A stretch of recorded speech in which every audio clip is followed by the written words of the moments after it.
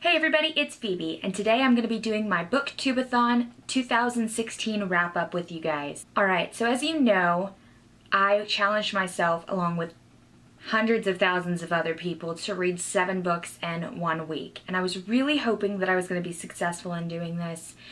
Even if it was just a couple of books, I would have been proud of myself, but unfortunately, I really am not. I read a whopping 1 book. Not only did I get sick and pretty much spent every moment of that week curled up in a ball, sleeping, the book that I did manage to complete was actually a book that I was due to review. I was looking forward to reading this book because I thought it was going to be great, but it wasn't. It was a complete and total dud, honestly.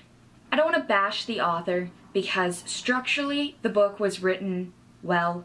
You had a rising action, falling action, climax, everything that needed to be in the book as far as that's concerned. But as a plot is concerned, I really didn't like the book. I felt like it was very cliche, and I felt like from the very first page, you knew what was going to happen at the end of the book. And to each his own, but for me, that's not something I enjoy reading. I really want to take twists and turns, and I want the author to surprise me.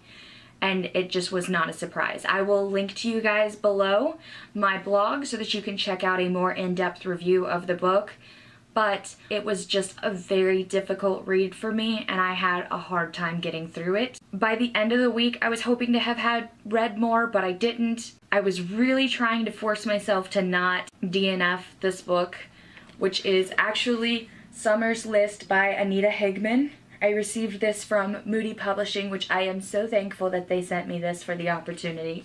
Unfortunately, the book was just not for me. If you are one of those people who enjoys reading a book that is a happily ever after and you can really kind of understand where the book is going from the get-go, you might enjoy this book.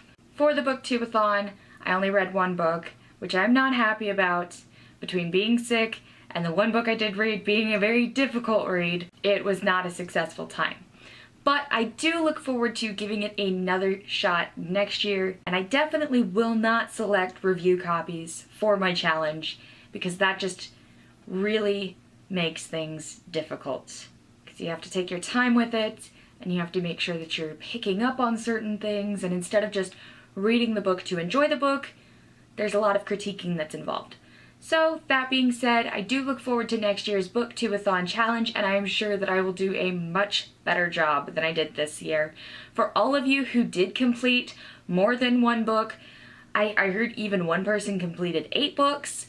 Congratulations, you guys did incredible, blew it out of the water. I look forward to seeing all of your videos as you guys are wrapping it up, to hear from you. If you guys would like to check out that review, like I said, I'll link it to you below. If you guys would like to follow me on social media, I will also include all of those down below in the description box. If you're not already and you would like to be, go ahead and click that big red button and subscribe to give a phoenix its fire. Have a great day, guys. Bye!